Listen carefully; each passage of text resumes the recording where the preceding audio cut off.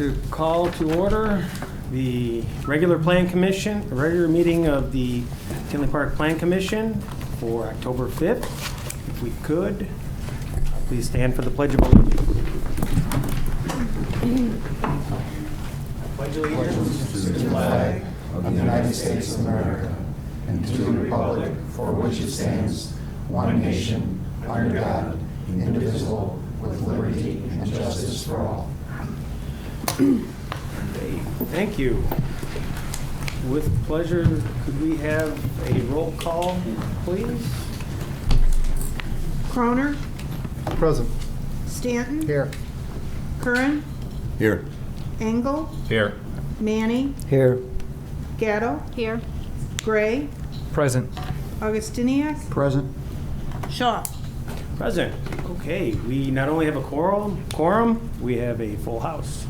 And I would like to offer my welcome to our new commissioner, Chuck Augustiniak. Welcome. Thank you.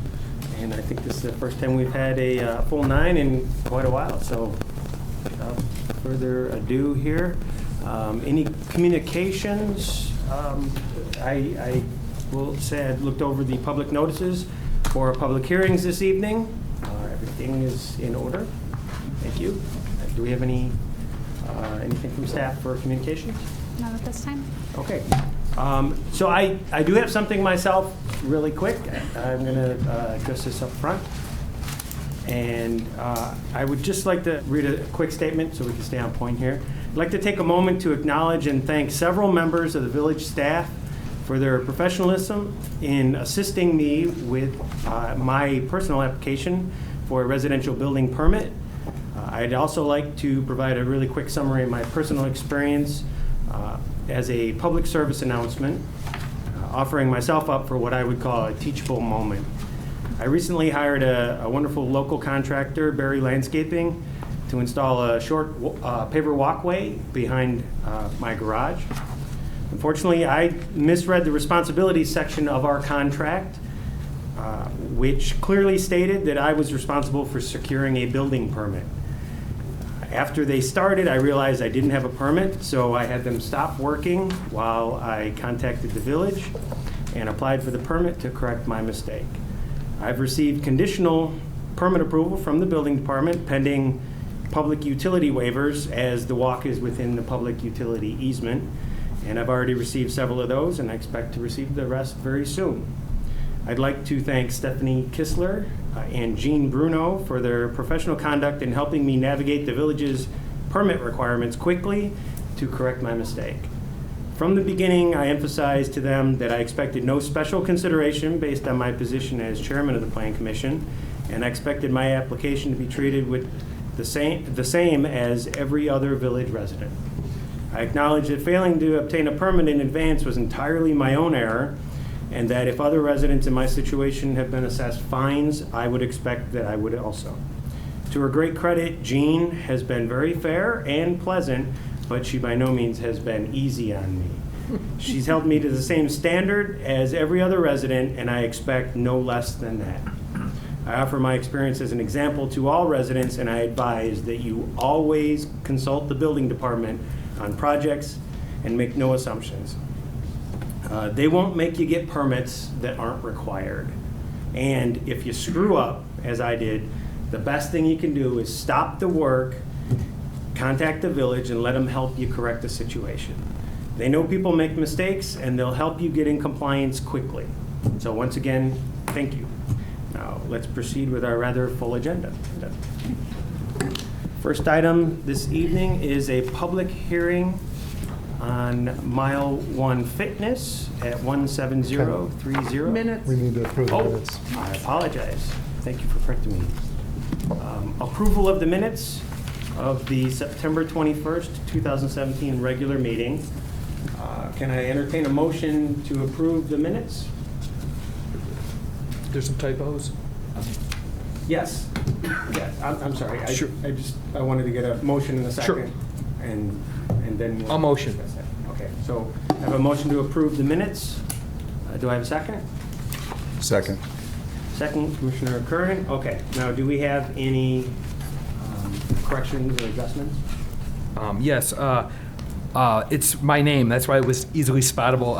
It's spelled Gray on page 4 of 9, the 4th paragraph. It's spelled Grey. And on page 6, the 2nd paragraph, it's spelled Grey, and that should be Gray. Apologize. Excellent. Okay. Any others? No. All right. So, I apologize, I went out of order there with the motion. So, do we have a motion to approve the minutes as amended? So moved. Okay. And second? Second. Okay. All in favor, say aye. Aye. Motion carries. Thank you. Now, on to item number 1, which is a public hearing for Mile One Fitness at 17030 Oak Park Avenue for a special use permit. And do I have a motion to open the public hearing? So moved. Motion, Commissioner Croner. Second? Second. Commissioner Augustiniak. All in favor, say aye. Aye. Opposed, same sign. Motion carries. Okay. At this time, we'll swear in the petitioner, any objectors, and any interested person. So the petitioner and anybody who would like to speak this evening. I just need you to stand up. Anybody else wish to speak? Okay. Do you swear that the testimony you're about to give is the truth, so help you? I do. Thank you. Okay.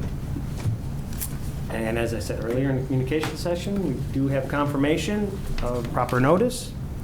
So moving forward with the village staff presentation. Great. Thank you, Chairman Shaw. As we mentioned, item number 1 tonight is a special use permit request for Mile One Fitness. They are proposing to locate a space at 17030 Oak Park Avenue in the NG, which is the Neighborhood General Zoning District. It is part of the Legacy District, and it's in the shopping center known as Elmore Plaza or Tinley Square, depending on history versus the sign. So the special use permit is to allow a recreational business. There are going to be fitness classes in the proposed business, and also a special use permit to allow the hours to begin at 5 a.m. because, as you know, anything prior to 6 a.m. requires special approval. So I'm just going to go over some of the open items that we discussed at the workshop a couple weeks ago. And if you want me to go in depth on any of the previous information, I'd be happy to do that. But I think our main concerns are the open items. Those were conditions related to sound, conditions related to class sizes and class times, a bike rack for the required bike parking, and conditions related to the required improvements, which are the south entry area, the general building maintenance, and the parking lot. So in relation to sound, we put some recommendations in the staff report for you. At the last meeting, the petitioner noted that he was able to get in the vacant tenant space to the north of his unit. He played music in his unit and was unable to hear it in the vacant unit. The property owner, we would like for the management company to maybe acknowledge that they're going to make sure that that person occupying that the vacant tenant space will be notified that there is a business that plays music in the other one. Okay, thank you. And so that way there's no confusion with, hey, I didn't know I was moving into this loud gym next door. So that's great that they'll be aware of that. Also, we wanted to recommend a decibel level for the sound to limit the sound to 50 decibels when measured from outside the tenant space. We did quite a bit of research to see exactly what the correct decibel amount would be, so I'm hoping that everyone is on board with that decibel level, as well as we had an idea to recommend adding a condition that states if there's any sort of complaints about a noise nuisance, that there would be a requirement to do soundproofing. So that way, if there are issues, then there will be soundproofing that will have to be installed. On the interior, we recommend some decibel levels just to keep his clients safe. These are more of a recommendation rather than something that should probably be a condition. But in that research, I did find some valuable decibel level research that you might want to use in the space. Number 2 was conditions related to class sizes and class times. At the last meeting, the petitioner addressed this already by lowering the maximum number of people and talking more about how the class times would work out. So the maximum number of people in the tenant space, the employees and the people attending the classes, will now be 25 rather than 32. And again, there's going to be some timing between the classes, and the petitioner has a system for scheduling attendees at those classes, so he's going to know exactly how many people are coming at what time. So the last meeting we discussed whether or not we want to put a limitation on it, and the overall feeling that I got from the commissioners was that we didn't want to put a limitation on it due to the petitioner complying with lowering it, and that we don't want to necessarily limit a successful business is sort of the approach we've taken in the past. If anyone has comments on that, we can definitely address that in a condition if there are concerns about limiting the class sizes or the times. Number 3 was the bike rack. The management company has worked with the property owner and the petitioner, and they've agreed to install a bike rack at the south end of Elmore Plaza. I don't know if I have a picture. Okay. Sort of at the unit at 17060, I believe, at the very end of the building, where is it the American Cancer Society? Correct. Is? Okay. Yep. And they will be installing a bike rack for the use of all of the tenant spaces this property owner owns. Is it for the whole center or just that property owner's spaces? Because I think there's multiple property owners. There's 3. Okay. He'll install it, obviously, he's not going to limit the use to Okay. only his tenants. Great. So we'll have some consolidated bike parking at the south end of the shopping center there at the intersection of 171st and Oak Park, just south of that building. So that'll alleviate the need for bike parking when we get some users in those vacant spaces, and then we won't have a couple bike spaces here, a couple bike spaces there. We'll have like a whole rack that accommodates all those spaces. Is there a requirement on size? Like For the number spaces? of bikes it'll hold? There, you have to have bike parking for a certain amount of bikes based on the square footage of the spaces. Okay. So we've And then- given that calculation to the management company, and they're aware of how And many then the spaces. style of bike rack, do they get to choose on that, or is that something we They- make recommendations since that's in the historic district that you Sure. might want to have? We don't have a typical style that we require. However, I would encourage the management company to look at musically designed bike station or bike parking because of the music brand that we're using at the village. So if you would like to piggyback on that theme and make something interesting, we would love to see that. So I think it'll be a good bike rack, Good. and hopefully we can get something kind of interesting, right? The purpose is to get the bike parking there. And then lastly, we have the conditions related to the improvements, and the property management company is working to get bids on the parking lot maintenance work. The building will be power washed and painted by the end of October, and staff will follow up with the property management company to make sure these are all completed in a timely manner. The trash enclosure, which we talked about last time, is actually going to be moved.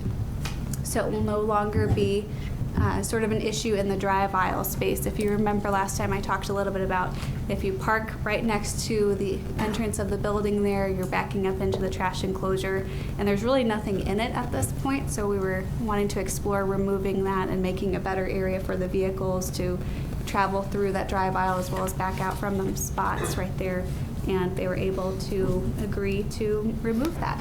So that's a great improvement for that area. And then the petitioner will be doing improvements to the south access door.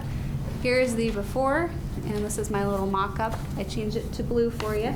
I know last time you said blue's the color rather than red, but here's what it might look like. They're going to redo the step, and they'll have sort of their entrance there. And we recommended adding a condition to put some sort of potted landscaping out there, potted plants, because there is a landscape requirement in the required conditions. And this sort of meets the intent by trying to dress it up with some greenery. So we'd love to just see some seasonal potted plants out there. That's what it might look like. But of course, you're welcome to do whatever you would like out there with permits. So let me just go through a couple more of these pictures for you. This is the proposed tenant space. It's on the end of the first building at Elmore Plaza. There's an alley to the west and Oak Park Avenue to the east. This is a photo of it. It's where the yellow star is on this picture here. This is showing the zoning. The property, again, is zoned NG, or Neighborhood General, as part of the Legacy District, which is the special downtown district. And then you can see off to the west in yellow is R2, which is single-family residential. Across Oak Park Avenue is more Neighborhood General. Here's an image showing the different tenants that are currently in the spaces. You can see the unit just north of this is vacant, and then we have a barber shop, a jeweler, the Tinley Pub, a bakery, and Together We Cope. And to the south, there is Graff Memorials, vacant space, a sign company, a massage parlor, and Goldilocks and Kitchen and Bath further south. These are the requirements we talked about for landscaping. There's not really a modification for front yard parking in this case, and access drive, and they've already dedicated the alley, as we mentioned. Here again is that south entrance door that they'll be utilizing. The dumpster that will be moved.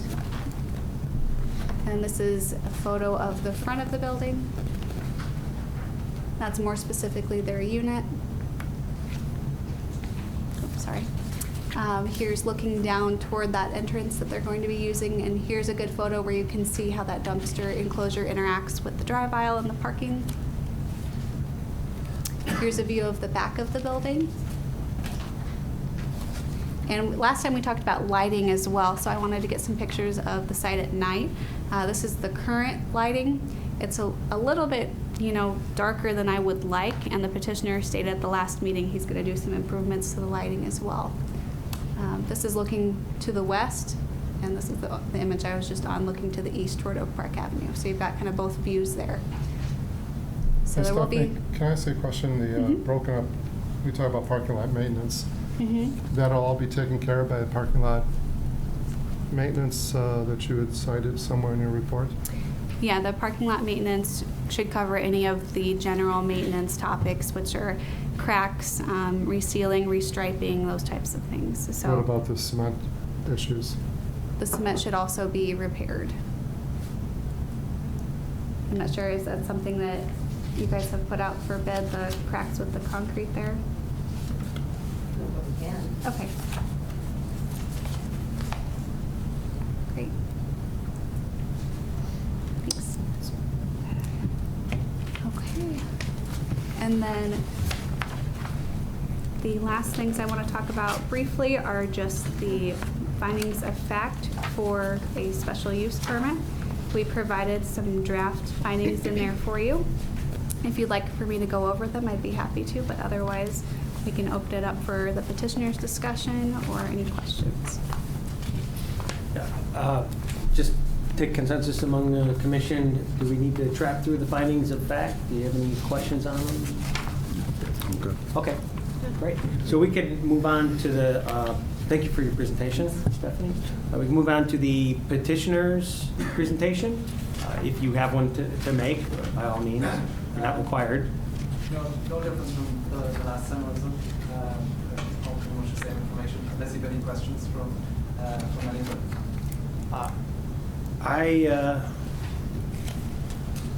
I don't myself. Can we track down to the commissioners? Any questions on this side over here? Did you happen to get any drawings of what you're going to do to the front door for sure yet, or Sorry again? have you had a chance to put any drawings together as to what you're going to do for your front For the front? entryway? No, not necessarily. No, would say and how it's gonna present or how it's gonna look. Right. Not particularly. No, would say kind of just taking it one step at a time, and would say we haven't applied for any permits for signage or anything. But would say again, Stephanie was saying we're going to be using both front door and side door as main entrances. We will hopefully would say we'll have our sign on top where there, I don't know if you can show a picture where the signs can go. We haven't change anything that we haven't really looked into it too much yet and how it's going to look on the front. But hopefully, my goal would be pretty much everyone can kind of more visually see what's going on inside than anything that's on the front. So probably not going to be doing a ton to the front because it's nicely open at the moment with the windows, with the glass. Yeah, I was really thinking about the back door that you're trying to get. Okay. Back door there. Would say just similar to what Stephanie had shown, I do kind of want the glass doors, and that'll kind of funnel people into pretty much our main reception area. Again, we're kind of going for that look where you can see everything that's going on inside. So it'll be, I would say, and we are kind of going for that boutique type look as well. But it will pretty much be similar enough. We haven't sent out it for any drawings yet for our signage for the top. But it'll be very similar to that. There isn't a ton more we can do. We can't really put anything on the walls or anything like that. So it'll look pretty similar to what it looks like there. Stephanie, is the signage language for downtown, for the historic district, they just allowed the one sign up front and then this sign on Yeah. the awning here, that would be Yep. the limit of what they could do? And the important part to note about this awning is you can only have text on the front piece right there, not on the angled piece. That would be the larger top part. So I made sure to display it per what the code might allow. Can they put signage under doors, under glass doors on either the front or this side? They can have some window signage, yes. So you're okay with that? No, so- There's a okay. certain amount that's allowed. Okay. Thank you. Commissioner Gray, any questions? Not for Mark. Okay. Down this end, on the far right, Commissioner England? No, All right. good. No. Excellent. So thank you. I didn't have any questions for you. I just had a quick follow-up question for staff. I appreciate it. So following up on what Commissioner Croner had to say, is it fair to say that signage in general, we're not really looking at that? That would be, it would be an administrative unless, of course, they needed Correct. a variance of sort. Yep. Right. That'll be handled at another point. Yep. Excellent. Second point on the bike parking, just I want to clarify that they're going to a degree above and beyond what we've asked, which I think is wonderful. They're installing bike parking for more than just this tenant space, but I want to clarify that this management company doesn't own the entire development, right? Do you manage the whole development? We do not. Okay. Right. So for the units they don't own, for clarity, if in the future somebody came back and wanted to do something, they would have to comply on their own, independent of this, because they're in effect taking care of their units. Okay? Yes, they're providing bike parking for all of the units in which they manage. Excellent. So Okay. the other spaces will have to provide their own as they change use, change owner, get special use permit, all those triggers. Excellent.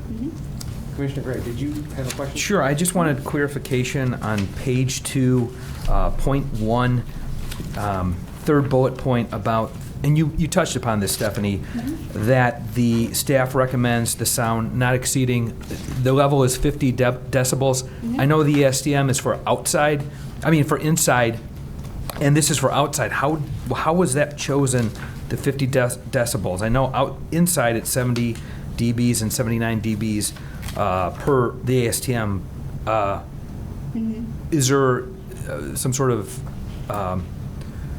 standard that was taken from, or you just bumped it down? So what I did is I looked at a bunch of different charts that basically told which sounds are at which decibel, and I used those charts to determine what was, in my eyes, an acceptable amount of noise.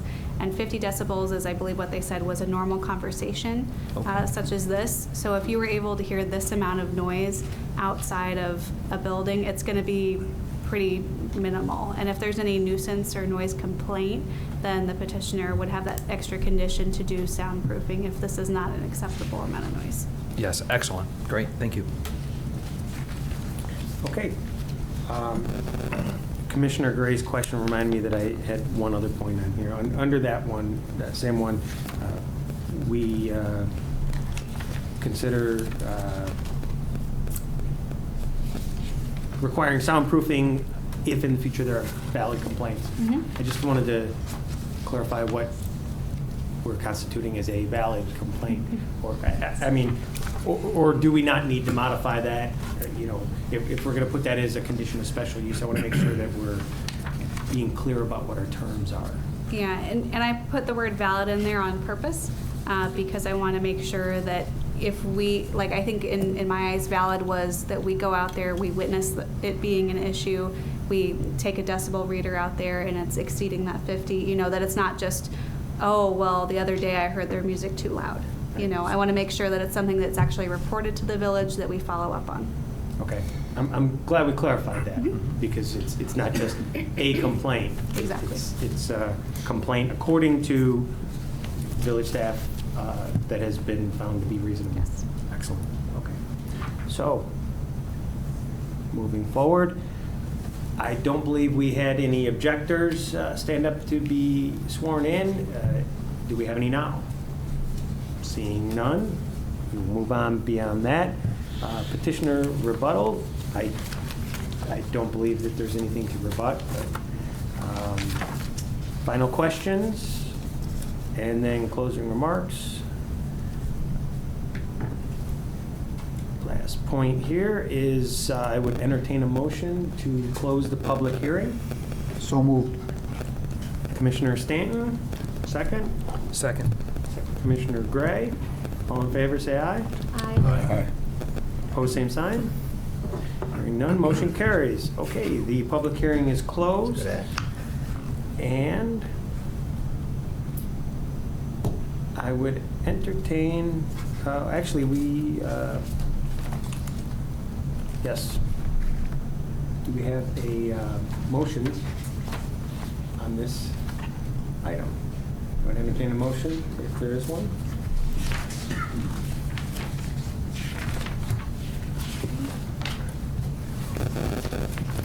Sure, I'll go ahead. I'll make a motion to recommend that the village board grant the petitioner Mark Higgins of Mile One Fitness a special use permit to, number one, allow recreational business use, and number two, allow the business to open at 5 a.m. Petitioner's tenant space is located at 17030 Oak Park Avenue in the NG zoning district. The Plan Commission also recommends the following conditions: that the sound shall not exceed 50 decibel points when measured from outside the tenant space. Sound shall not cause a nuisance to other tenant spaces or surrounding properties. The petitioner will be required to do soundproofing if there are valid complaints regarding noise. Number two, that the trash enclosure south of the tenant space is removed prior to the release of the certificate of occupancy.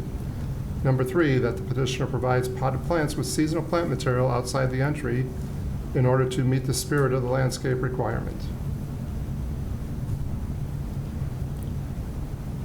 Second. So, thank you very much. Who seconded that? Commissioner Augustiniak, thank you very much. Could we have a roll call vote, please? Croner, Yes. Stanton, Yes. Curran, Yes. Engel, Yes. Manny, Yes. Gatto, Yes. Gray, Yes. Augustiniak, Aye. Shaw. Yes. Motion carries. Thank you very much. Good luck, Mark. Appreciate your Okay, time thank and your you. business. This will be moving to the village board very soon. On October 17th. Excellent. So moving on, we have item number 2, which is a public hearing for text amendments to the Village of Tinley Park zoning ordinance, Section 2 and Section 3, related to fence regulations. Before we move on to this item, if there are no objections, I'd like to open the public hearing and continue it, not to a date certain, just continue it indefinitely. We want to move forward with the other items on the agenda tonight, but we have noticed a public hearing. We have put public notice for the hearing, so we need to open the hearing, and we're going to continue it indefinitely, and it's more than likely with the docket that we have coming up, we will have to renotice it anyway. So if there are no objections to that, I would entertain a motion to open the public hearing. So moved. Commissioner Stanton, second. Commissioner Curran, all in favor say aye. Aye. Okay, the public hearing is open, and now I will entertain a motion to table this item, to table it indefinitely. Do I have a motion? Motion. Commissioner Gray, Second. second Commissioner Gatto, all in favor say aye. Aye. Motion carries. Okay, thank you. Now we will move on to item number 3. This is a workshop for Banging Gavel, 6811 Hickory Street, for site plan approval, plat approval, and variances. Thank you, folks, for being here this evening. And we'll move right to staff presentation. Okay, thank you. And Chairman, as you mentioned, we do have Banging Gavel here, and if you recall, they were here for a special use permit a few months ago. Seems like even longer, but they're coming along and getting some more plans together. So we're back in front of you tonight, and they've got site plan approval, a final plat of subdivision, and some variances they're requesting. Specifically, they're looking to have site plan approval for an outdoor seating area, also known as the beer garden, and they'll be doing some related landscape improvements outside as well. They are looking to do the final plat of subdivision, which will subdivide the parking, the actual brewery, and then that public plaza that's at the corner of Hickory and Oak Park. We'll talk about that a little bit more in the presentation. And then they're looking for 3 different variances, 2 for a sign and 1 for the location of the proposed pergola. Here is a photo of the site. If you recall, this is at Hickory and Oak Park Avenue, just south of the tracks. And this is the only building that we have on the National Historic Register. And this is known as the Vote Building. And they will be doing a brewery inside the building as well as a restaurant. You can see that large public plaza that the village currently has an easement over on the corner there. And we will be purchasing that property as soon as it gets subdivided as part of the project. So it will truly become a public plaza because it will be publicly owned. Here's a photo of the front of the building. And here's an aerial image of the site. You can see that green area is primarily where they're going to be utilizing the beer garden, and it'll be right adjacent to that public plaza, and it will be to the east of the building. This is the zoning of the property. The property is zoned DC, which is downtown core. It's also in the Legacy District. Across the street, we have some more DC in the dark purple. The lighter shade is CV, which is civic use. You can see the metro station and the Vote Visual Arts Center are CV. And then you've got R4 zoning to the west in yellow. This is the proposed pergola. And the pergola actually is going to be utilized for entertainment purposes. Just to go along with our village brand of music, they're proposing to have musical acts out there and different entertainers to perform on the beer garden and sort of help us not only help their business with having some entertainment, but help the village brand as well by having music out there. And the proposed pergola location is right here in that red box.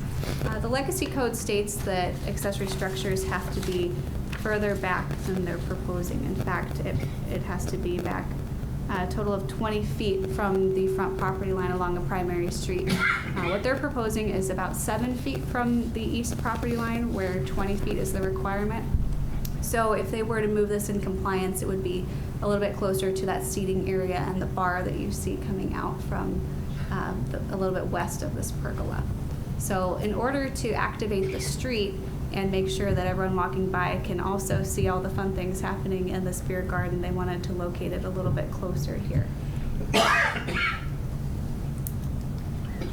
This is the plat of subdivision. You can see here I colorized the 3 different lots so you can see more easily what those will be composed of. The red is the parking, with the exception of 1 parking stall. They will need to keep 1 parking stall for the residential unit in the building. So they will have 1 parking stall on their property. The rest of it will become a public parking lot. The yellow will be the Van Gavel parcel, and that will be their building, their one parking spot, and their outdoor seating and beer garden. And then the green one, Lot 3, will be that public plaza that the village currently has an easement on the current property to have there. This is the proposed sign. They are proposing what we call a freestanding frame sign. This particular sign type is typically smaller in nature, and so our code allows for a little bit less height, a little bit less area. However, they're wanting to keep sort of the look and feel of this type of sign rather than a typical monument sign where you have the base filled in and it looks like a little bit heavier sign. So they really like the aesthetics of this particular type rather than the monument type. So they're asking for a variance to have it be 7 feet tall where the allowable height is 4 feet. So it'll be a 3-foot variance request that they're asking for the sign height. The sign face area fits the code, so they're not asking for any actual extra sign. They're just wanting it a little bit taller. And then the location is roughly about 1 foot from their property line there. The property line comes right adjacent to that sidewalk. So like in the past, we have talked about the Bailey sign, the attic door sign, the innovative deck sign. We have a couple different variance requests for location, all of which were granted. We recognize that we've got some precedence there with the sign location. I think it's also important to note in this case, because of the historic nature of the building, they're not allowed to put any signage on the building. So this is their only avenue for signage. They're not proposing a sign facing Oak Park Avenue. In fact, they're just wanting this one sign in the front. And so they're kind of consolidating their signage needs into this one sign that really fits more of the character, I think, than a monument sign, which could be allowed to be a little bit bigger in this particular district. And I believe I put a comparison of the sign types, or I will next time, of the monument versus the freestanding. Is there a light on the sign? A light? I'm not sure. Are you gonna? We're gonna have lighting up. From Uplighting? the- Up- yeah, uplighting? Okay. From the ground. Yeah. And that's allowed as part of the sign code. So long as it's directed on the sign and not out to the street, which I'm sure is your intent. No strobe lights. Yeah. No LED lights, like the rope lights. None of those. So that's the sign they're proposing, and that yellow star shows you that location from the aerial view. And then I also wanted to put an arrow here on the plan so you could see that's, again, right where you're walking up to the main entrance. And that's all I have as far as pictures and presentation. If you have any questions for me, I can answer those for you now, or we can let the petitioner talk. I have a procedural question. Okay. Do we have to have a public hearing on these 3 variances that they're looking for if the consensus would be from the plan commission to move ahead with it? We do, and we've already noticed for it for the October 19th meeting. Sorry, guys. So, Thanks for trying. and also, the subdivision itself Mm-hmm. would absolutely require that. No, we don't have to have a public hearing for the plat of subdivision. We don't? That's typically something, just like site plan approval, it's one of those things you can approve in one meeting. Okay. Well, there you go. Can I It's ask the one variances question that require about the the public pergola? Are you guys going to have the heavy landscape? It looks like there's heavy landscaping in the one plan that Stephanie has along Oak Park Avenue there to kind of have a break. See that where the pergola is, and you see where the number 7 is, the 7 foot or whatever it is? Is that pretty heavy landscaping? Is that the plan to have a Instead break of from a the sidewalk? fence behind it, we're gonna have heavy landscaping. Okay, A okay. natural fence. Yeah, absolutely. Okay. So, really quick, consensus running down from the commissioners. Are there going to be some questions here we can run through? I just have a question about that pergola and like the safety of somebody runs up on that, like right off the street, and there's no fencing there. What's going to stop them? No, there's fencing. Oh, there is fencing? Oh, I thought you said it was Oh, yeah. just the, oh, okay. So if you look around the whole seating area, I'm sorry, I forgot to mention this tonight in the presentation, No, but that's there's okay. 4-foot tall ornamental fencing that goes around the perimeter. But it's also a requirement for a liquor license that you have to have anywhere where you're going to have liquor fenced in, so that you're not necessarily just handing it to anyone on the street. Okay. So the bush fencing. Questions down this side? Becomes, if I can ask it, the bush, just so I'm understanding, you have your fence, but the shrubbery is just for aesthetic, to make it more, from street view, Yep. more aesthetically pleasing? Okay, thank you. I'm sorry I didn't mean to interrupt. Oh, no. This is time for questions, so I just want to make sure that we're getting them all here. So Commissioner Grant? Yeah, Stephanie, I was just curious, and perhaps they could help out as well. I'm not sure on this map you have up currently, what is the extent of that fence and what it encompasses? I see a black line. I know it's Yep. not color-coded, so just to get clarification. Yep, so let me outline it. And I apologize, I don't have a better way of doing this, but if you follow my mouse, it goes all the way around here. Well, first of all, there's a gate here. Okay. So you go in this way. And procedurally, I'm not sure if there's going to be a post stand here. Like, the fence goes all the way around here. This is a fire pit area inside the fence right here. And then the fence goes all the way around this dark black line around the seating area. And I will note the seating plan is conceptual and I haven't finalized exactly all the tables and chairs yet. But the fence goes all the way out to the property line here. And as we know from some of our past fence variances in the Legacy District, you can have an open style 4-foot tall fence all the way out to the property line. So it goes all the way out, all the way down here to the corner.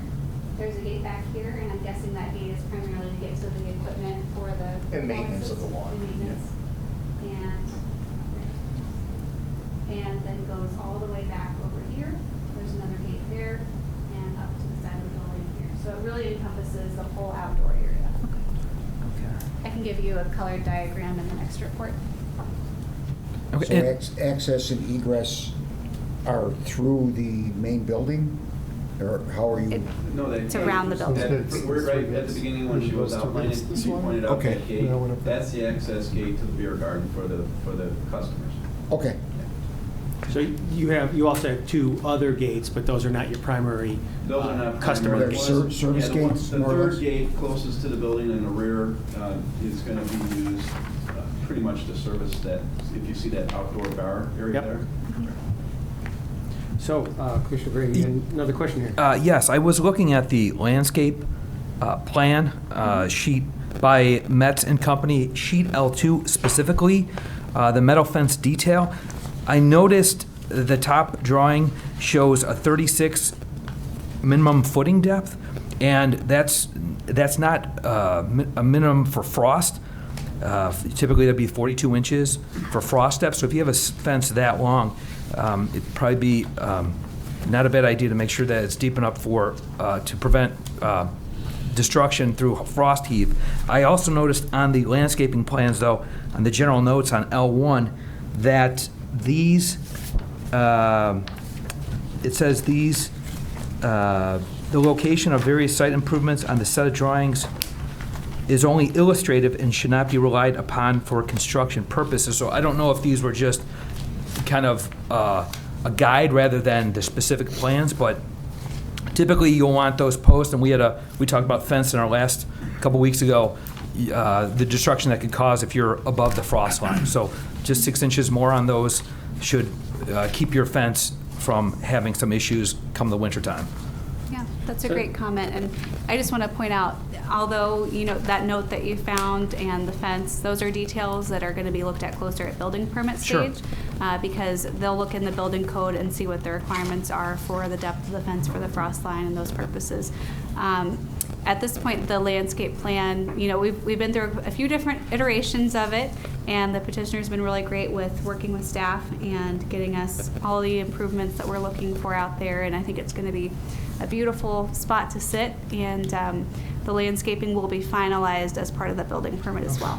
And I concur. This will be fantastic. Be very fantastic, for sure. So I'm going to reserve my own questions here until I make sure the rest of the commission has an opportunity. Anybody have a question down on this end here? I've got one.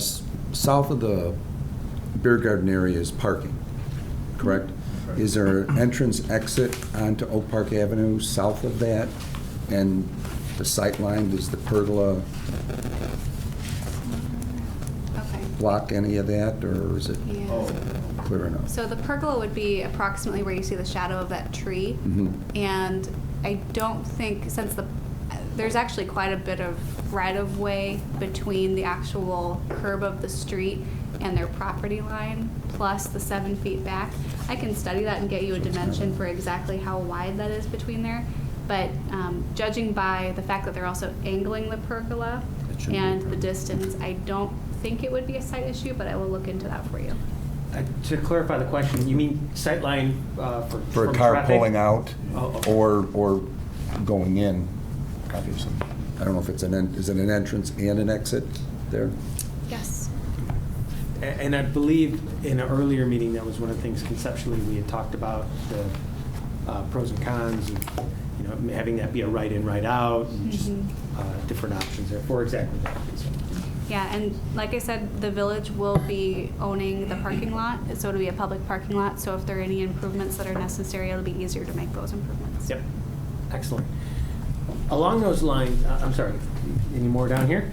Yeah, I have one comment regarding the gates at the fencing. Mhm. You know, based on the on the proposed seating occupancy, those gates, the gates should be swinging towards egress, not having the doors being So they should be in swinging the out. ingress. Swinging out. So they should be swinging out. You know, in case of an emergency. You know, right now how they're showing, you know, it'll be a hazard. And per code, you know, they should be swinging out. Excellent point. Hopefully, that would also be something that would be caught in staff review, but good to know Look at that. here. Yep, that's all I have. But again, that's just for, for all those gates, entering the property. Any questions over here? No? Okay, so I don't know if this really is in the form of a question, perhaps a request for the next meeting. Some really good pictures. I would be interested, and this might help with the sightline question, to see some renderings or something, to get a better view of how this would look at street level, as far as the different sightlines. To get it in the variants that we're going to be considering, it would be good to understand just like what that looks like at street level. Sure. Specifically, I'm just trying to understand, make sure we understand what areas are you concerned with, I guess? I was at the site again today, and I was just kind of looking around trying to visualize it myself. At street level, when you're standing there, what is that? This looks beautiful. Again, I'll echo what everyone said. I would assume you guys have gone through, as Stephanie mentioned, a lot of iterations trying to move things around and figure it out. Just in terms of the character of the area, making sure that it's not really obtrusive and all that. My gut's telling me I don't think it is, based on the design I'm seeing here. But it would be good to see kind of an elevation or something, a rendering if at all possible. Well, there is one. I mean, it's not a color rendering, but it's in the file right there. Okay. And that is the pergola. The pergola, and you can see the fencing. That's face on the pergola, right? I think something important about this image is that the base of it only goes up to about 4 feet. So eye level, you're not seeing that base element. It's a lot thinner. I'm guessing it's probably just a couple posts and maybe some lattice. Right. So it's more of like a see-through as soon as you get above 4 feet, it looks like in this diagram. Okay. That's all the questions I have.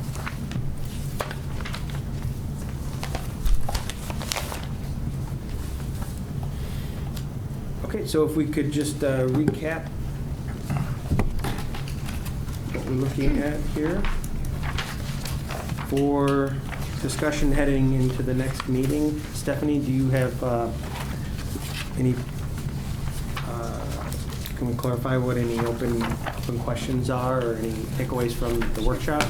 Yep, so the open items are that a variance is required for the pergola and variances are required for the proposed sign. So something that was asked for tonight was a sight line around the pergola, so I'm going to work on getting you those dimensions in a diagram. As for a rendering, that's going to be something that you guys might want to look into if you have the ability to do a quick rendering of what it might look like from Oak Park Avenue. I think that would be helpful. Is that the view that you're looking for? Yes. Okay. So I apologize for not being very clear on that point, but thank you for clarifying it there. Yeah. And then I'm going to do a diagram with the fence line colorized so it's very clear where the fence is at. And then I've got some notes for building permit review about the depth of the posts and the gates.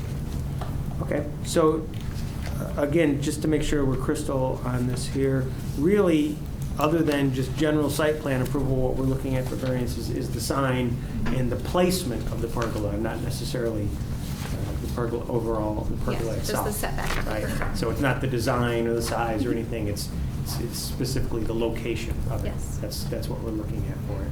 So to give the petitioner and staff a little feedback on where we're at, do any of the commissioners have any concerns or questions with respect to the sign overall that we need to address heading into the next meeting? No. Okay. No, All right. I think General the sign's consensus great. there. No. And similar question for the pergola. Nothing else? Okay, excellent. Hopefully that gives you some good feedback and a sense for where everyone's at on it heading into the next meeting. Great. And we'll have some draft findings for you in the next packet. If I can ask, in the area, the pergola and that outdoor garden area, what are you projecting capacity-wise? Because I looked at some of those table Roughly- renderings and stuff. Roughly 150. Okay. All right, that gives me a number to project. Thank you. And again, fair assumption, fire department's going to look at it Absolutely. and Yep. set their capacity requirements and limits and all that. We'll have to get building permits for all of the surfacing we'll be doing out there. The fire department's going to want some plans with the seating, I'm sure, to make sure that there's adequate ingress, egress, and they've got their 2 ways out. So I'm sure they'll request those drawings when we get a building permit. Excellent. Okay. So we don't want to hold you guys up anymore. I'm going to express my thanks for bringing a wonderful business to town and for the extreme patience you guys have had working through the entire process. So I'm looking forward to a wonderful grand opening. All right. Thank you. Thank you, guys. Thank you. Thank you. Thank you.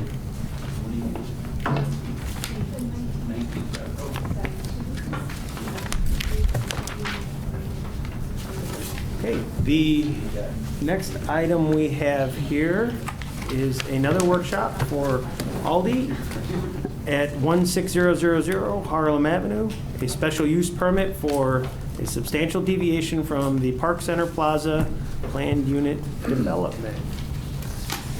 Looks like we have some folks here representing Aldi. I've got one of those. Good evening. I'm Scott Cater, construction manager for the Dwight Division for Aldi. Good evening. Thanks for coming, Scott. Thank you. We'll have our staff report, and then we'll move on to the workshop and see if we have any questions. Appreciate it. Thank you. So they're passing out some color renderings that are showing the new signs. They're a little bit more clear than what I have on the front of the report here. Thank you very much. So it'll be a you, real sir. treat to see. And so Aldi is here tonight. They're looking for a special use permit for what we call a substantial deviation from the planned unit development. So in layman's terms, this is a variance, but it's in a PUD, so it's called a deviation. We either have minor deviations or substantial deviations.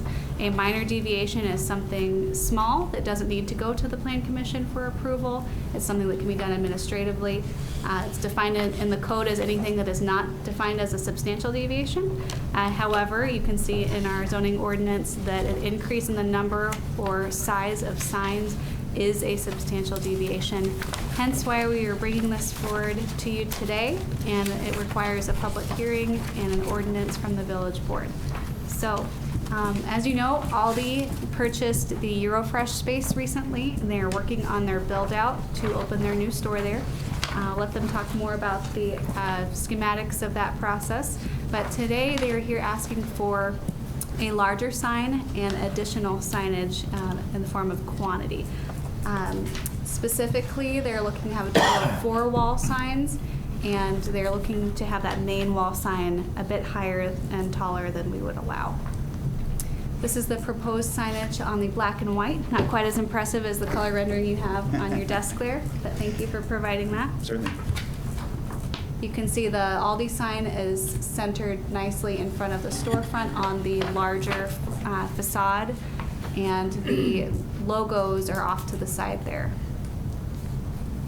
Here's a photo I took, I believe, the day before we sent out these packets, so you can see they're moving right along. They've got some of the facade done there, and they're working on the interior. I believe they're looking to open in about a month and a half, hopefully before Thanksgiving. Yep.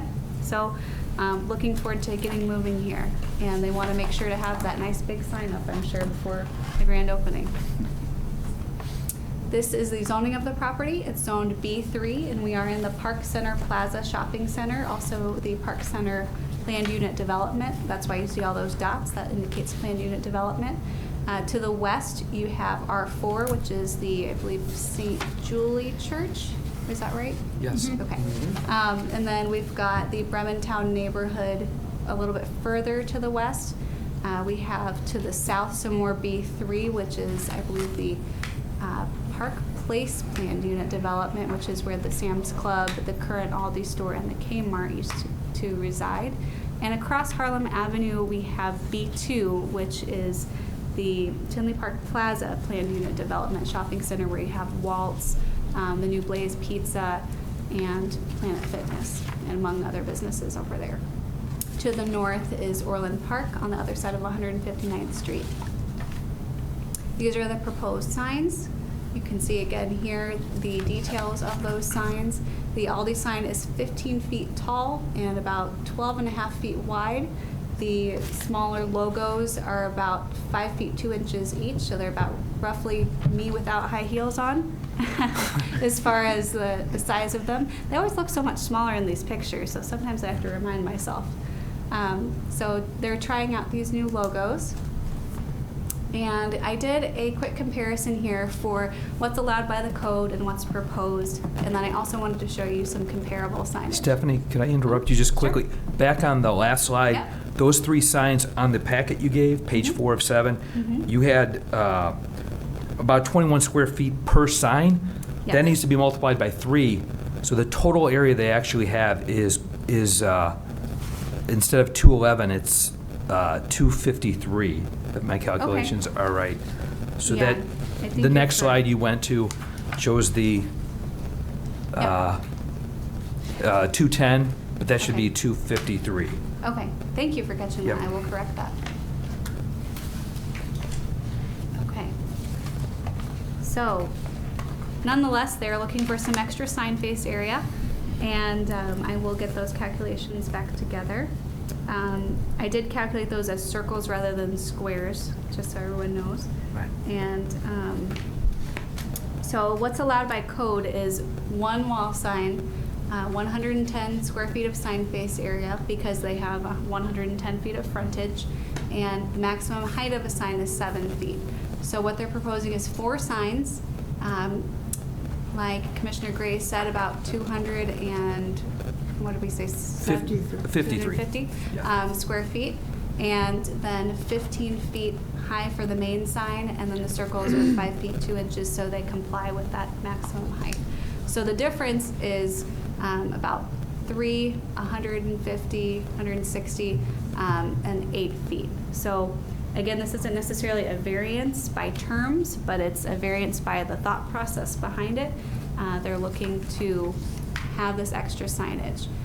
In the report, I also wanted to look at what Eurofresh had, because we all know that's a very large sign, and I wanted some comparison. So I looked at the current Aldi sign as well, which is well understated, I think, for the building itself. I'm sure they would actually be allowed quite a bit larger sign than what they have there today, just judging by the size of their building over there and the scale of the sign they have out How there. big is that sign currently? The Aldi sign? The one on the old building, probably no more than 10 by 8. In the staff It's- report, it's noted as, I think, 49.6 square feet. Correct. At the old location. Yep. And the Eurofresh sign, which I have no idea how it was approved, as sometimes we find, it's 555 square feet. So quite a bit larger. I believe that calculation is putting a box around the Eurofresh Market and then a separate box around each of the words to the left there. So keep in mind that this Aldi space that's looking to open doesn't take up the entire storefront that Eurofresh did. They're actually subdividing the space into 2 spaces. The Aldi space is, I believe, about 25,000 square feet, and the entire building is 62,000 square feet, according to my records. Stephanie, I have a question on the 3 disc signs. I know it says LED halo lit logo discs. So are there just lights, or could you explain or clarify what that means? I think that's something that would be great for the sign company to Certainly. explain. Sure. So those 3 logos are reverse channel metal signs that have lighting embedded on the inside of them.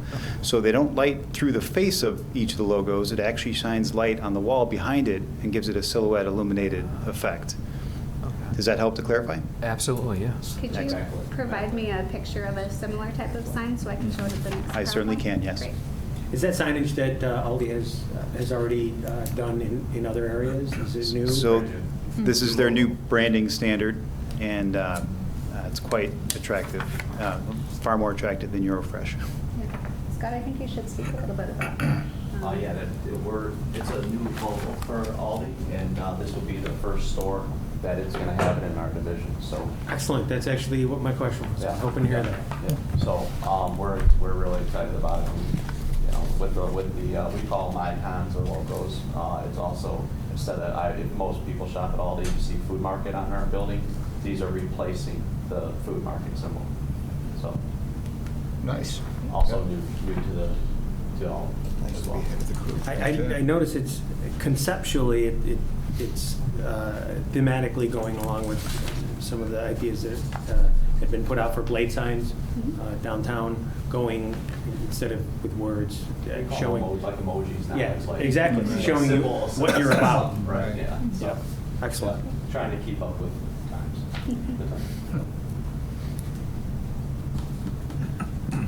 Okay, so as far as staff presentation, we're largely through that, or? I'm through my presentation, I believe, unless I put something else. Yep, just ending at this picture. Okay. I was looking through the, you know what, I'm gonna defer my questions, and I'm gonna let the rest of the commission go ahead. I'll start down on this side. Commissioner Engel, coming this way, any questions? Good. No? Good. Coming down this way? Yep, I like it. I like it too. Just a quick comment, and I think on your notes you said the total frontage of that Eurofresh was like actually 770 or something, and that was taking up approximately like 25% of that face, that storefront. These gentlemen, it's only their signs, which I like, are only about 8%, so like 3 times less than that. So I think it's an effective use of the signage. I know it's still a variance, but it's much more reduced as we discussed already. Thank you. Yeah, I'll bring up some questions here that I read in the staff report that petitioner stated the storefront is over 500 feet from Harlan Avenue, so larger signage is requested in order to attract customers from major thoroughfares. Isn't this one of the most successful stores in your division? We hope it's going to be. No, isn't the current store one of the most successful stores in your division? No, it's no. Really? Yeah, we've been doing a lot of stores out like in Iowa area as of recent, and things are going really well. So we hope to grow.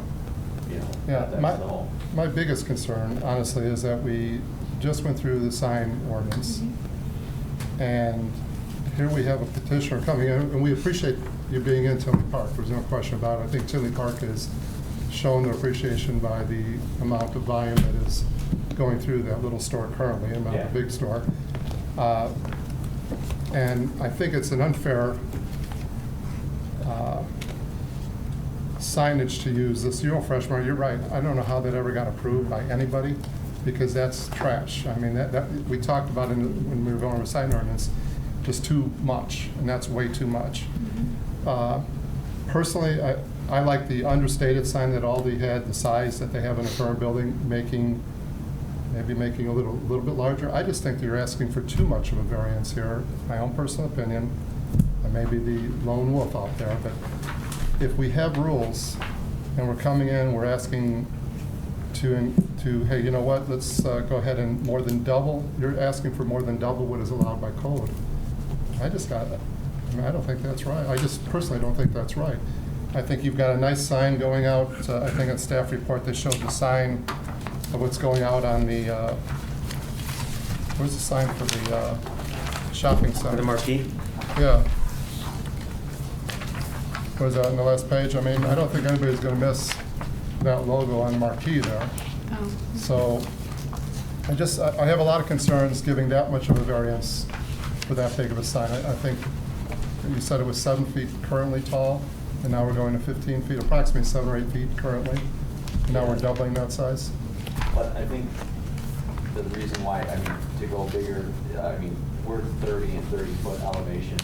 That other store isn't as tall as what we're doing now. Absolutely understand that, but I understand there's a code here in Tinley No, Park that says you have so much to use. Right. And I understand maybe giving a variance for a slight variance, but when you're asking for more than double the amount of space than what the code allows, that's what I have a problem with, because we spent 4 or 5 workshops. You know, there were some days we're here to midnight, or maybe not midnight, 11:30, working on this thing, and now, you know, even McDonald's across the street didn't come in looking for this kind of variance. So I've got an issue with that. And I don't think your argument that the customer doesn't know you're there, I think everybody knows you're there. I think the volume that's going through that store tells them you're there. And I'm looking, quite honestly, I'm looking at Sam's Club. What's the size of the sign that they have?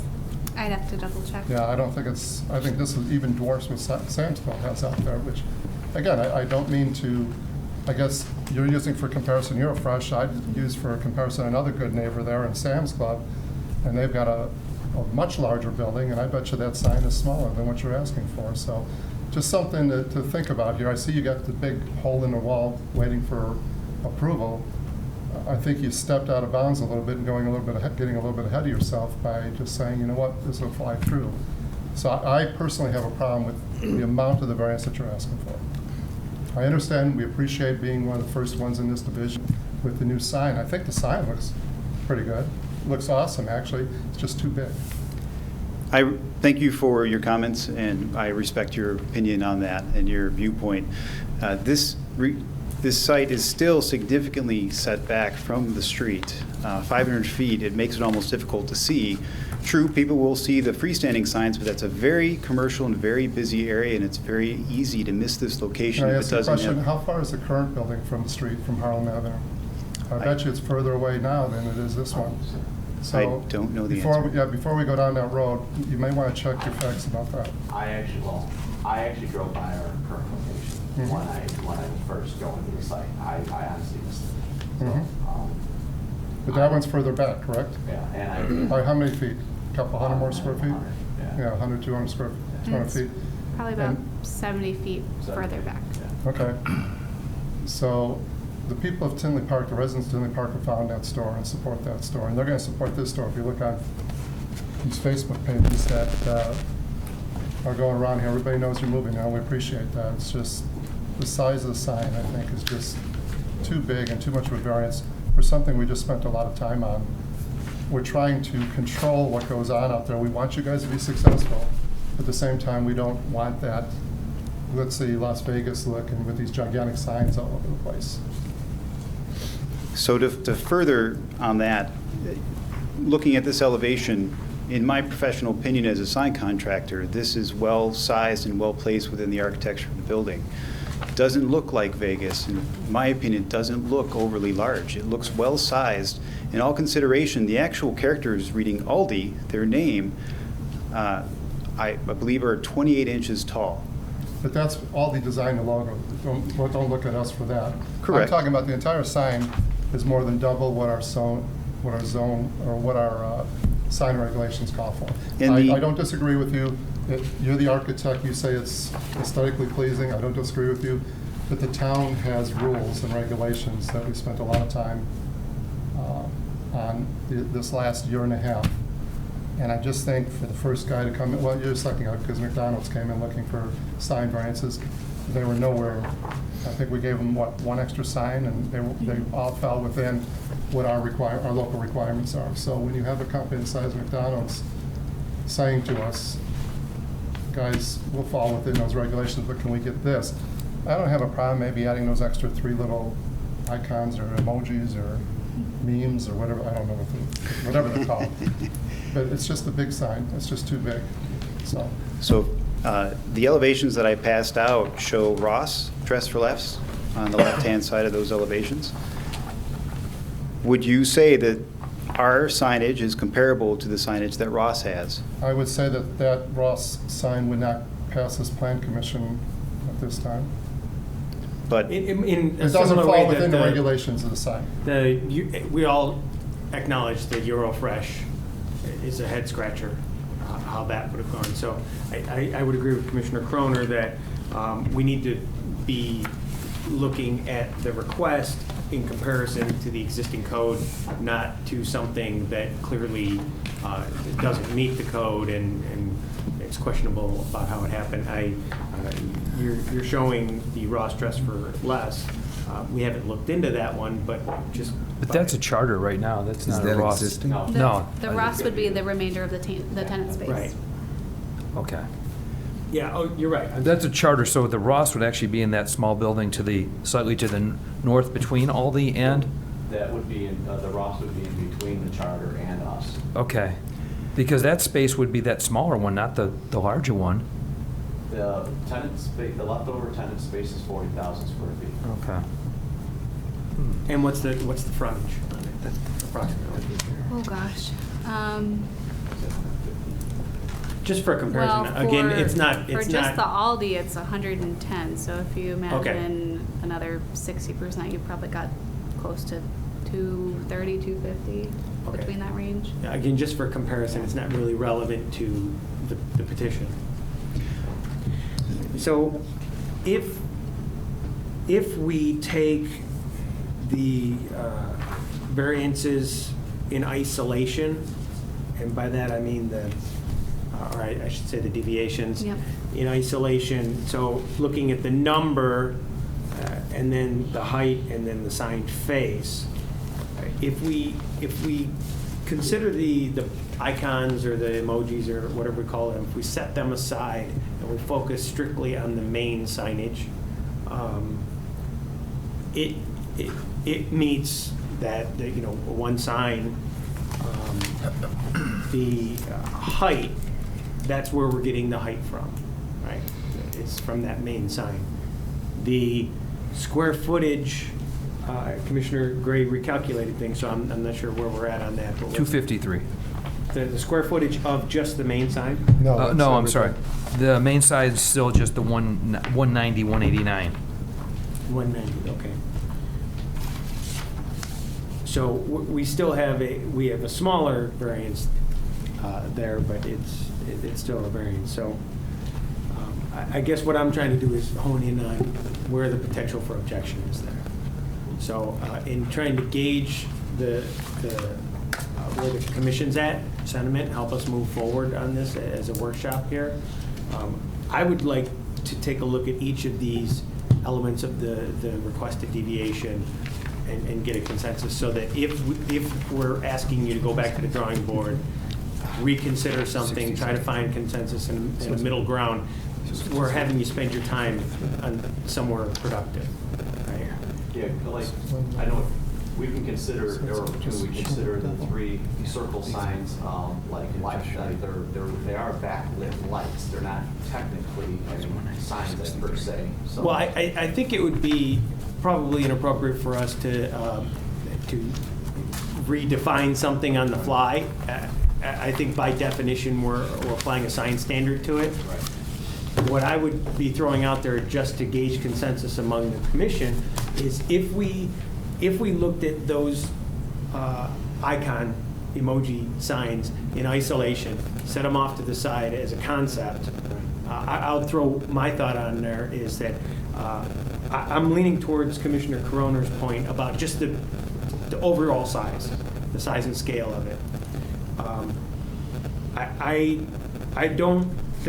think that those icon signs are substantially unique enough, and because of the nature of them, they're not obtrusive from my perspective. So I would be leaning towards being in favor of a variance based on the number, or a deviation from the number, right?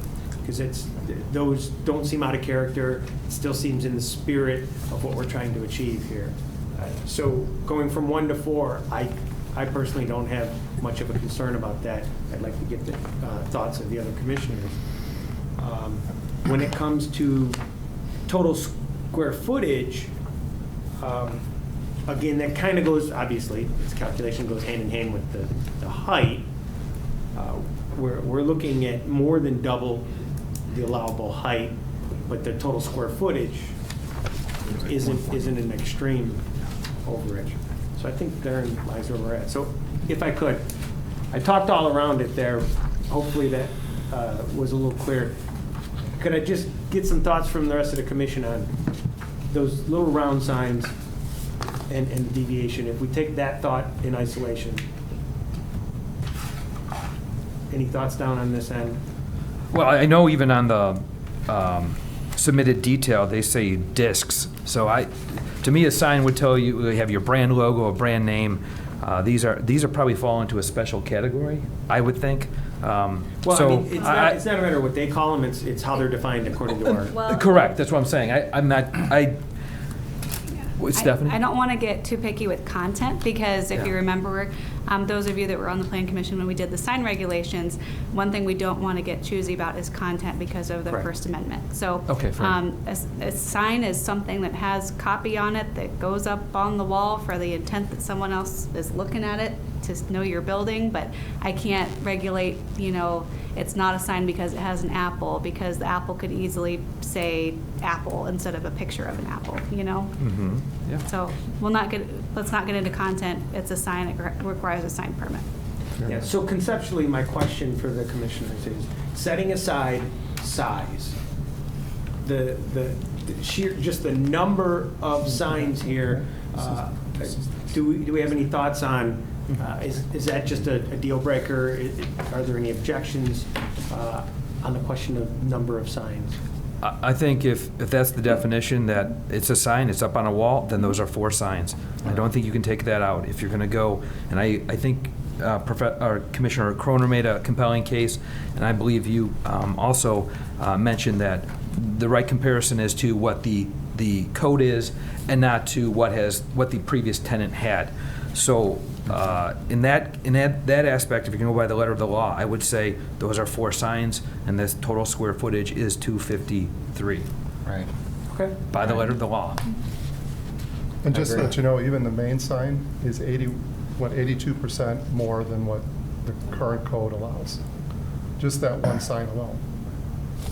So my thought, if you guys take this back and rethink it, and look at maybe downsizing, maybe we can entertain this. And again, I'm only one person here, so guys, I may be the guy, the lone wolf out there, as I said before. But well, Pete, I'm trying to establish whether or not you are the lone wolf. Okay. That's why I'm trying to run down here. Let's get some clarity here. Is that they're coming here to request the variance, and it's not in code, but when you look at it, it looks to scale, looks good on the drawing.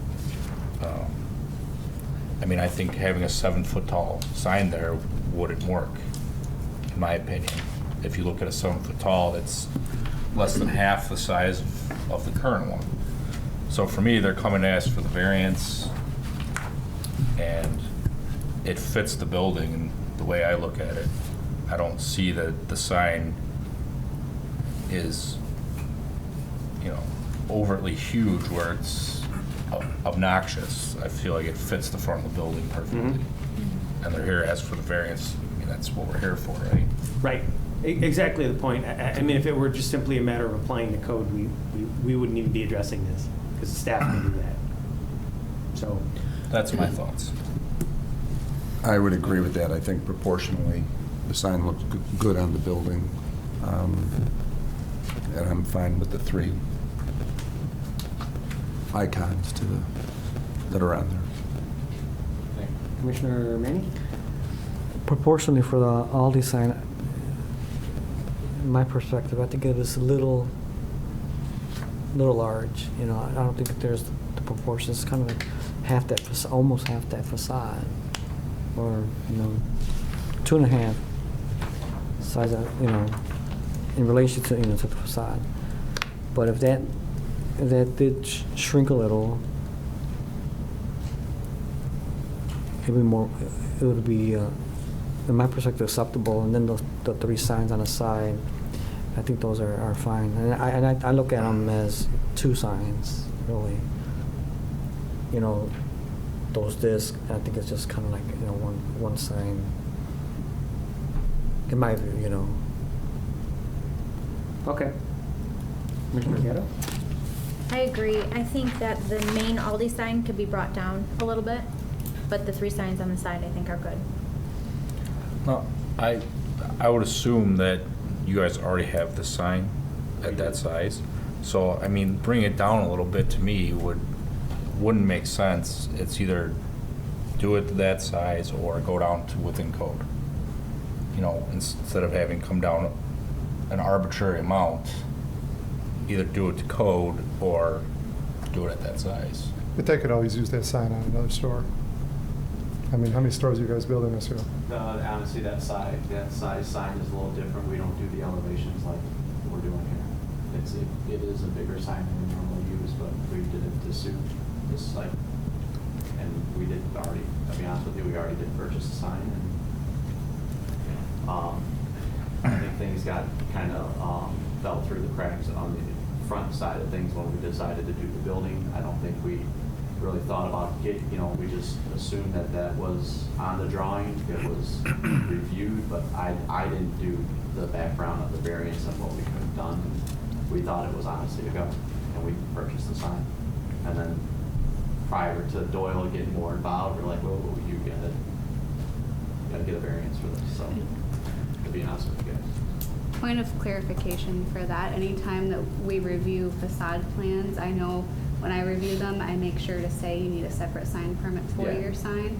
So I'm confident that if we look at the records for reviewing the facade, that was a separate portion of the review and the sign wasn't reviewed at that time. So I apologize if there was any misunderstanding. It happened. So we did it. I appreciate you coming out and saying that. That's important, I think, for all of us here.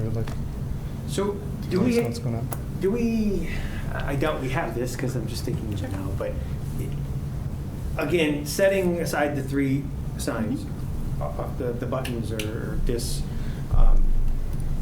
if we had just the main sign and it was to code, right, as Commissioner Engel said, conceptually, I'm guessing because that alone is an 80% increase, so roughly a little more than half of what we're seeing here conceptually, right?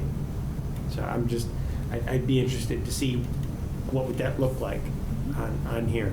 Again, if we used up the entire allowable square footage on just that sign, and we put it on that main facade, what would that look like? I'm curious whether that would look fine, it meets code, or whether in some respects it might look puny on there. I don't know. So you're asking for another one of these for the public hearing? Or with the correct sign proportions according to sign? That would only be 7 feet tall, correct? Yeah, we can give you the specs for that. I think that would be a good comparison, to have the two side by side. I can, yes. I do want to point out two things real quick.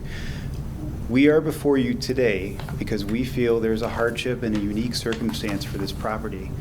This is 500 feet back from Harlem, approximately, which is a very far distance, and your code doesn't presently address this, to my knowledge, for sites that are set back far more than normal from the street frontage if it's allowed any additional signage. I still maintain the thought that this signage is appropriate based on the existing site conditions that are there. In what way? The existing site conditions, you're talking about the Guilford? Well, because it's set so far back. But from you the street. understand, your argument works against you because the current store is a very successful store. That store is set back 70 or 80 feet further, and that store sign falls within regulations. So if your argument is that the store is not going to be successful because people don't know it's there, I don't think that holds a lot of water. As a resident of Tinley Park, it does not hold a lot of water to me because I don't think that's a fair or a truthful statement. So in terms of visibility, it won't have the same visibility without a larger sign because it's set so far back. The current store is further back with the proper sign, and it's successful. So where is your argument? I guess today's we need to move this on because we got a public hearing in 2 weeks on this. But just think about what you're saying. The current store is successful. It's 70 feet further back, and that sign falls within regulations. For you to sit there and say that our sign regulations don't take into account that we're 500 feet back. I mean, I think your name's Scott. Yes. I think Scott gets where I'm going here. Maybe if you can just talk with your gentleman here. I would say, I'd better just say I would say it would just look bad. Right, which is what, with this, as what the chairman has asked, if you guys bring that in, let's look at it and see. I mean, I don't know, or maybe we find something in between. That's more what we should be saying. Yeah.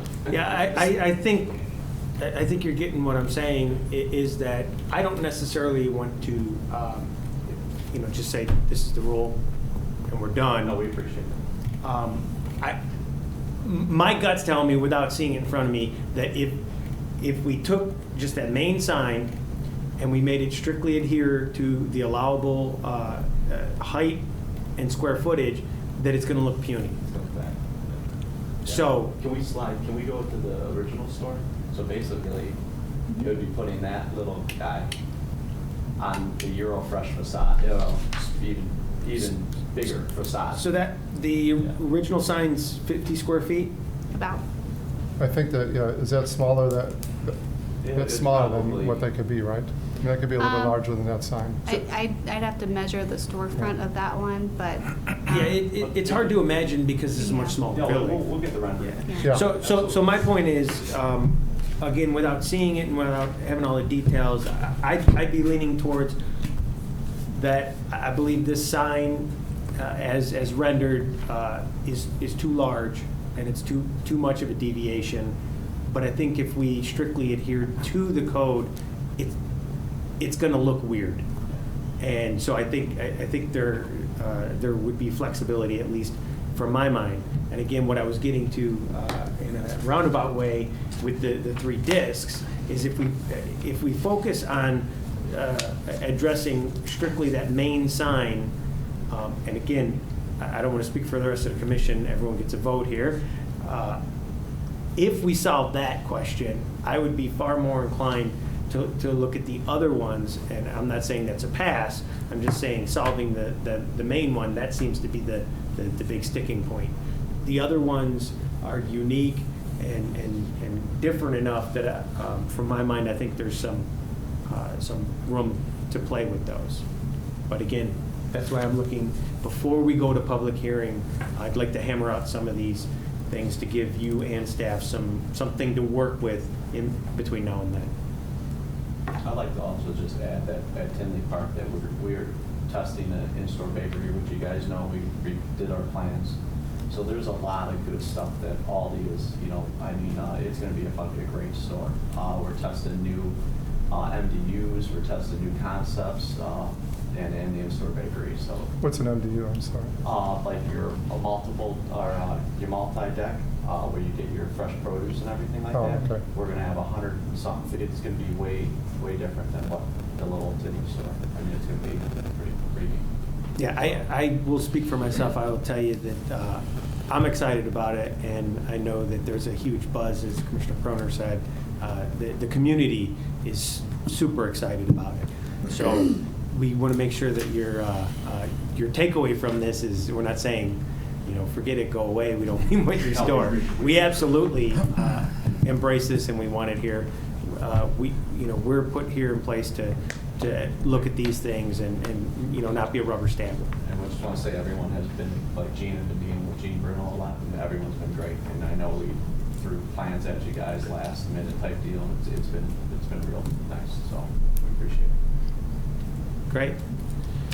So with that, Stephanie, do you have kind of a lot to go on there, Yep. enough to go on? Any open questions in your mind that we need to address? Yep, so in the next staff report, I'll make sure that we get a comparison from the sign contractor of a side-by-side image of a sign meeting code versus the proposed sign. And I think you see where we're going, that Do we want- perhaps we see this, we see something perfectly in code, maybe we have an idea of something in We do between. an overlay. Can we do like an overlay of what we're asking for and what, stuff like that for the next meeting? I think whatever comparison. Yeah, I we think get that's all would very be helpful, great. anything that's illustrative for us. And I also am going to fix those calculations we found and get those corrected in the report. Additionally, I can look into any other sign information that we'd like to see. Is there any other comparison that we wanted to How do? big's the SAM sign? I can look at the That's a stamps. direct competitor right there, Yep, just to be fair. okay. All right, is there And anything something else? I think to always think about is that we obviously have a lot of non-conforming situations all throughout town, and so. And that's the reason why we spent numerous hours and numerous meetings on trying to stop that. Yes. And Mhm. this is the first really big instance, so. Yeah, and I know something that was mentioned was getting a bonus for a larger setback. We do allow that, if you recall, for I-80 setbacks. We didn't really contemplate it for the commercial corridors not adjacent to the interstate, but that's something that some people do in other towns. So that could be a consideration. I know there was a comparison with the existing store versus this new store, and the existing one being relatively successful, and so this one will be just based off of that. But there is something to be said for the visibility from Harlem. I'm sure you're paying a premium to be at that site to have that exposure. You do have your freestanding signs that you're going to put panels on, but at the same time, you're not doing the brand new facade just to do a brand new facade. You're trying to make a statement with the presence of that new store, and the facade, as you mentioned, is the new prototype as well. So they kind of go hand in hand, and they are testing this one out on us. So I just want to make sure we think about that as well. The code is important, but this is why things get brought to you for consideration for being a little beyond the code. So just to, kind of make sure we're thinking about everything in context, Commissioner Croner makes a good point about the existing store and that it's successful. I'm making a guess that if it weren't successful, you wouldn't even be considering us, you'd be shutting it down. So the fact that it's a success with the sign that's there and the distance from Harlem Avenue, perhaps we should be looking at it the other way, is if it had a more visible sign, would it be even more successful? So, that's the counter to that argument, and it's reasonable. But again, I think in the interim, we need to find some middle ground. Thank you. All right. Appreciate your time. Thank you. Thanks. Appreciate you taking the time. Pleasure's all mine. Thank you. We'll see you in a couple weeks. Sounds good, thank you. Public hearing is scheduled for the 19th, so we'll see you in 2 weeks. Thank you. So that has been noticed for October 19th. Excellent. Hey, Scott? One question for you regarding the bakery. Is this the first store in this area that'll have the, We got 4 going on right now. where else in your The division? Batavia division has 2 testing stores, so.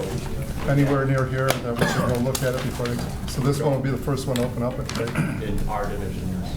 So Batavia has their division, they got 60-something stores, we have 65 stores in our division.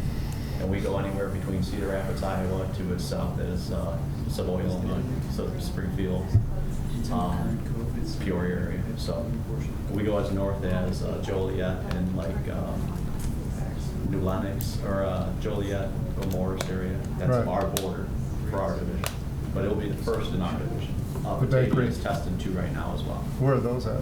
I believe Aurora. Okay. And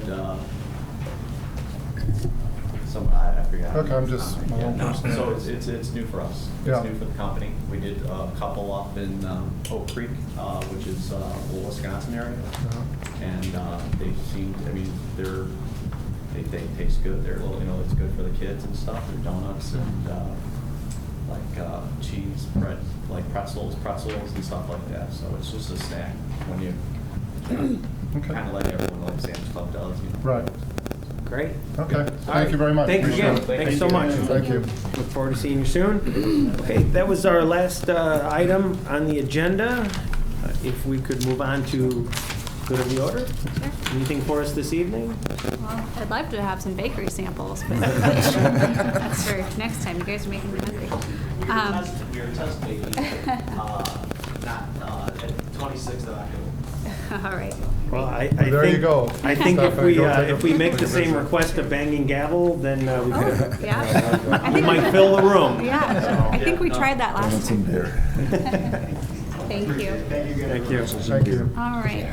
For good of the order, I just want to go over the things that are coming up next. Also, want to give you an update on a couple projects. So we did have revised plans come in for both the Boulevard at Central Station, which is that mixed-use development on South Street, south of the Oak Park Avenue train station. We are currently doing staff review of those plans, so we anticipate those will come to you hopefully next month sometime, I think is what we're looking at, later in November. And we did get new plans in for the residences at Brookside Glen, so that's coming back. I think we mentioned before, as you know, they had the 2-building proposal last time through Plan Commission. They've now worked with staff as well as a small group of residents from the Brookside Glen subdivision and come up with a 4-building proposal. So we feel that the small group of residents that have been working with the developer and staff have supported this particular 4-building proposal. The residents did hold their own meeting last night, the town hall meeting. They used the Colston Center and had our village attorney there to answer some questions about density and zoning and those types of aspects. So that particular meeting occurred, and we're looking at putting that on our next Plan Commission agenda for a workshop. Stephanie, just one thought. When we go to public hearing on that, Uh-huh. if you could encourage the members of Brookside Glen, the community group that was vehemently against it, but is working with the developer, if you could have them come to the public hearing, I think it'd be. Yeah, we're trying to gauge how many people we might have interest in not only the workshop but the public hearing too, because we want to make sure to accommodate the crowd that would come. I don't know at this point if it's going to be the same size crowd, but we do have lots of other projects on these upcoming agendas too, so it's going to be difficult to get things done if we can't get the right venue and make sure we have room for everyone. So well, we're thinking about that, but we don't really know the numbers yet, but it's on our mind to make sure we can accommodate everyone. Good. Yeah, it'd be So- important to gauge that, obviously. Yeah. I agree, best to get it all out there, get everybody there. I don't think we could stop them from coming. And No, we don't want to. We don't want to No, stop no, them. that's not what I was Yeah. saying. Pete's encouraging him to come, and I agree. What I Absolutely. was saying is, they're going to come even if Yep. we wanted to.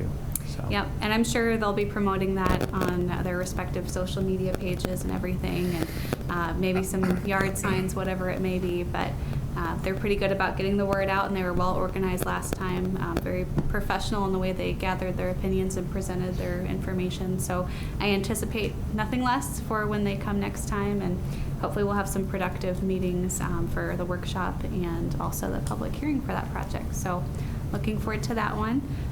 Like I said, we do have quite a few things coming up. We will have the public hearing for the Aldi sign as well as the banging gavel variances, and we'll want to potentially take action on that plat of subdivision and the site plan at our next meeting. I also have a special use permit request for Studio Q, which is similar to Mile 1 in that it's in the Legacy District and they're wanting to do sort of a dance studio type use, so it needs a special use permit.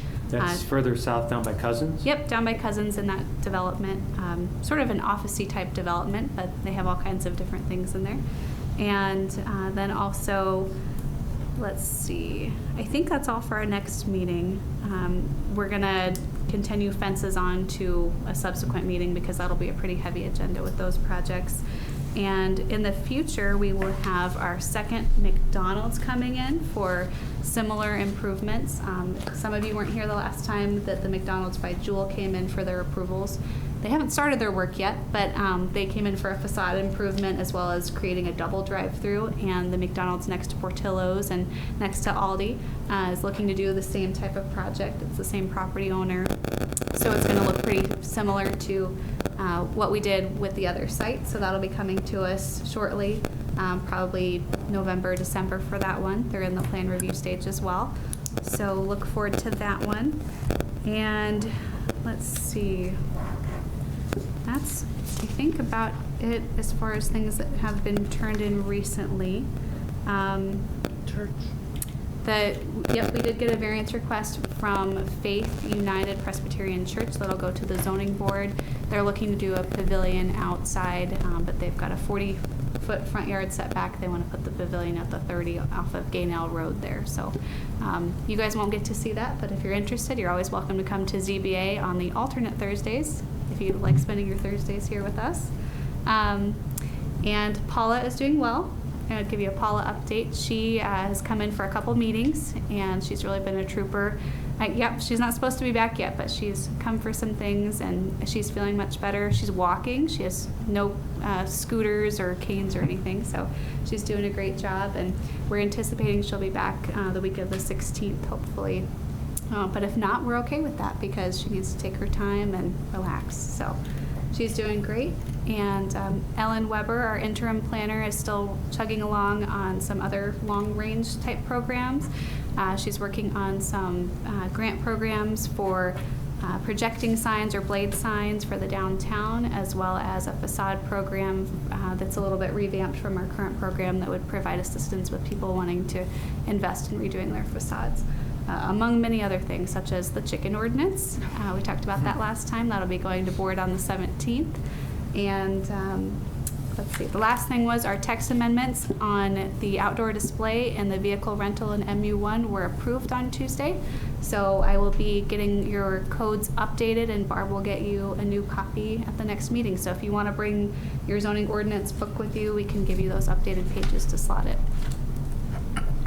Any interest from anybody in the old Kmart building or in this soon-to-be old Aldi building? Not that I'm aware of, but it will present an interesting opportunity. Okay. Any additional comments or questions from the commissioners? Okay. Questions from the public? Hearing none, I will entertain a motion to adjourn the regular meeting. So moved. Moved, Commissioner Augustiniak, second? Second. Commissioner May, all in favor, say aye. Aye. Opposed, same sign. Meeting is adjourned. Thank you very much. Thank you.